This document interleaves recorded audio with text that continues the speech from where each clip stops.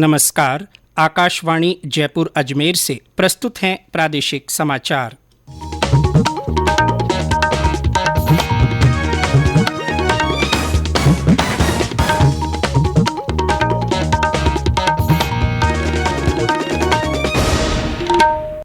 मुख्य समाचार।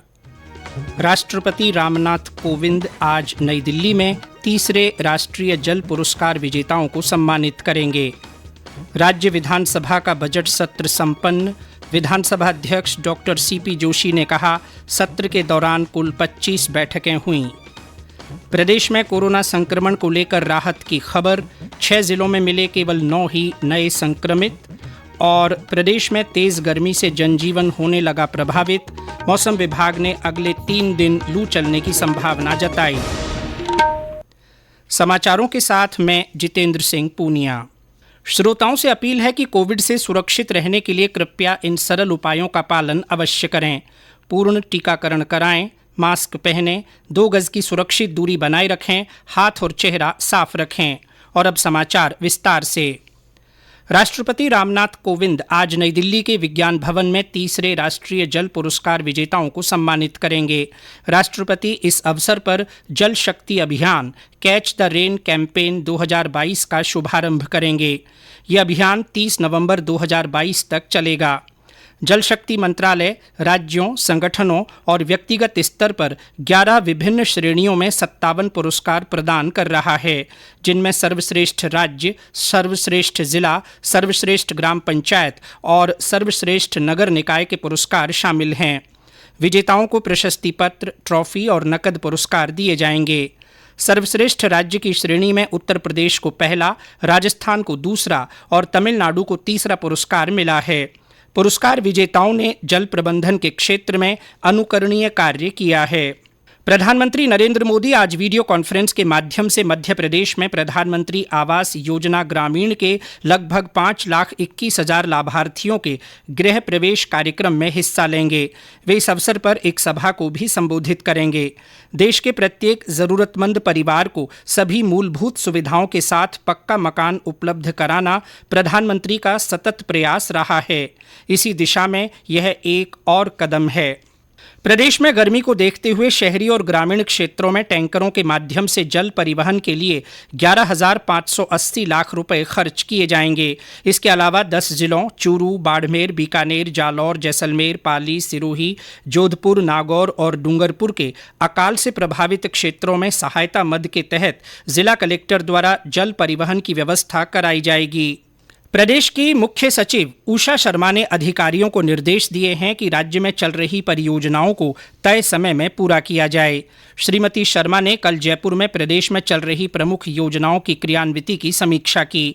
उन्होंने विभागों के सचिवों से कहा कि अब से हर महीने योजनाओं की प्रगति की समीक्षा की जाएगी। साथ ही इनमें देरी के लिए संबंधित अधिकारियों की जिम्मेदारी भी तय की जाएगी।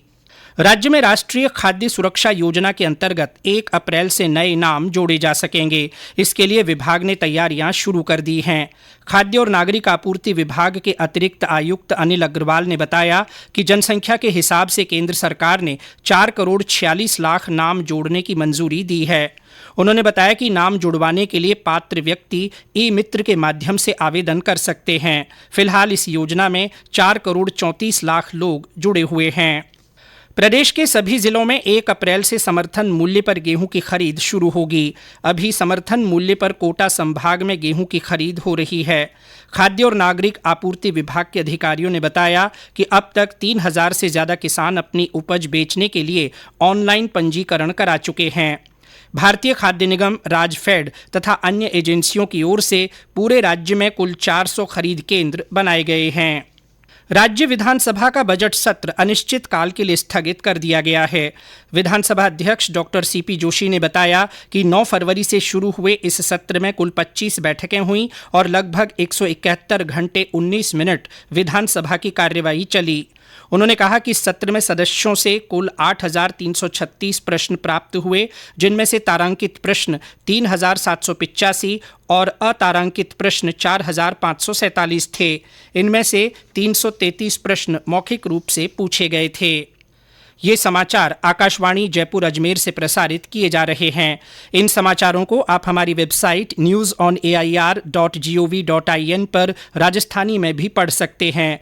समाचारों के ऑडियो बुलेटिन भी वेबसाइट पर उपलब्ध हैं। वेबसाइट पर सोशल मीडिया अकाउंट के माध्यम से ताज़ा जानकारी प्राप्त कर सकते हैं। समाचार अभी और भी हैं, उससे पहले ये संदेश। चलो मिलकर एक शुरुआत करें, चलो एक फैसला आज करें, मास्क नहीं तो टोकेंगे, कोरोना को रोकेंगे, चलो एक इरादा करते हैं, चलो कुछ वादा करते हैं, मास्क नहीं तो टोकेंगे, कोरोना को रोकेंगे। समाचारों में आपका फिर स्वागत है। प्रदेश में कोरोना संक्रमण को लेकर और राहत की खबर है। कल राज्य के 6 जिलों में केवल 9 ही नए संक्रमित मिले। इस बीच 27 जिलों में संक्रमण का कोई भी नया मामला सामने नहीं आया है। कल जयपुर में 3, बाड़मेर में 2 और बांसवाड़ा, बीकानेर, चूरू और जोधपुर में एक एक व्यक्ति में संक्रमण की पुष्टि हुई है। स्वास्थ्य विभाग के अनुसार राज्य के 14 जिले ऐसे हैं जहां न तो कोई नया संक्रमित है और न ही कोई सक्रिय मामला बचा है। इधर राज्य में कल 45 और मरीजों के ठीक होने के साथ ही सक्रिय मामले घटकर 264 रह गए हैं। देश में कोविड टीकाकरण 183 करोड़ 49 लाख का आंकड़ा पार कर गया है। स्वास्थ्य मंत्रालय ने बताया कि कल 22,89,000 से अधिक वैक्सीन की डोज दी गईं। अब तक 12 से 14 वर्ष के आयु वर्ग को 1 करोड़ 35 लाख से अधिक टीके लगाए जा चुके हैं।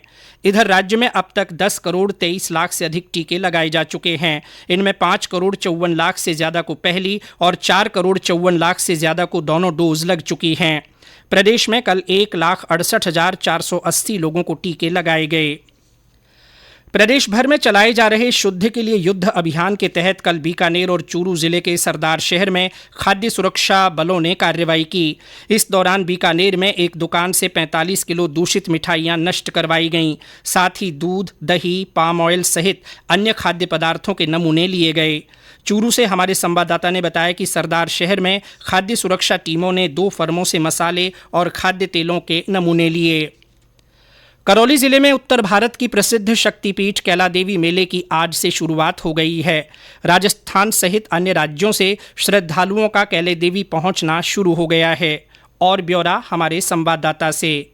उत्तर भारत के प्रसिद्ध शक्तिपीठ कैला देवी में चैत्र नवरात्रि का मेला आज से शुरू हो गया। जिला प्रशासन और मंदिर ट्रस्ट द्वारा श्रद्धालुओं की सुरक्षा हेतु व्यापक प्रबंध किए गए हैं। श्रद्धालुओं को लाने ले जाने के लिए रोडवेज की 3 से 9 बसें लगाई गई हैं। वहीं एक स्पेशल ट्रेन आगरा से गंगापुर सिटी के बीच संचालित की जा रही है। समूचे मेले परिसर में CCTV और ड्रोन कैमरों से नजर रखी जा रही है। मेले में पुलिस प्रशासन द्वारा पर्याप्त बल तैनात किया गया है। कालीसिल के घाट और पांचना पुल पर कुशल गोताखोर लगाए गए हैं। जिले की मंडरायल, करौली, हिंडौन मार्गों पर पैदल श्रद्धालुओं की लंबी कतारें देखी जा रही हैं। वहीं विभिन्न धार्मिक संगठनों द्वारा श्रद्धालुओं की आवभगत में कई जगह निःशुल्क भंडारे आयोजित किए जा रहे हैं। 17 अप्रैल तक चलने वाले इस मेले में 50 लाख से अधिक श्रद्धालुओं के पहुंचने की संभावना है। बाकी बिहारी शर्मा, आकाशवाणी समाचार, करौली। इधर 12 जिले में भी 2 साल बाद सहरिया लघु कुंभ कहा जाने वाला सीताबाड़ी का मेला इस बार भरेगा। मेले के आयोजन को लेकर दाता ग्राम पंचायत में बैठक का आयोजन किया गया। धौलपुर जिले के बाड़ी कस्बे में कल विद्युत विभाग कार्यालय में कई लोगों ने AEN और JEN पर हमला कर घायल कर दिया। घायलों को धौलपुर के ट्रॉमा वार्ड में भर्ती कराया गया, जहां से उन्हें जयपुर रेफर कर दिया गया। हमले के समय दोनों अधिकारी बकाया भुगतान के लिए उपभोक्ताओं से राशि जमा करवा रहे थे। राज्य में तेज गर्मी से जनजीवन प्रभावित होने लगा है। ज्यादातर स्थानों पर पारा 40 डिग्री सेल्सियस से ऊपर पहुंच गया है। मौसम विभाग ने अगले 3 दिन तक तापमान में विशेष परिवर्तन नहीं होने से राज्य के कुछ भागों में लू चलने की संभावना जताई है। विभाग का कहना है कि 1 और 2 अप्रैल को हवाओं में परिवर्तन होने से तापमान में हल्की गिरावट हो सकती है। और अंत में मुख्य समाचार एक बार फिर। राष्ट्रपति रामनाथ कोविंद आज नई दिल्ली में 3रे राष्ट्रीय जल पुरस्कार विजेताओं को सम्मानित करेंगे। राज्य विधानसभा का बजट सत्र संपन्न हो गया है। विधानसभा अध्यक्ष डॉक्टर CP जोशी ने कहा कि सत्र के दौरान कुल 25 बैठकें हुई हैं। प्रदेश में कोरोना संक्रमण को लेकर राहत की खबर है। 6 जिलों में केवल 9 ही नए संक्रमित मिले हैं। और राज्य में तेज गर्मी से जनजीवन प्रभावित होने लगा है। मौसम विभाग ने अगले 3 दिन लू चलने की संभावना जताई है। इसी के साथ प्रादेशिक समाचार बुलेटिन समाप्त हुआ। नमस्कार।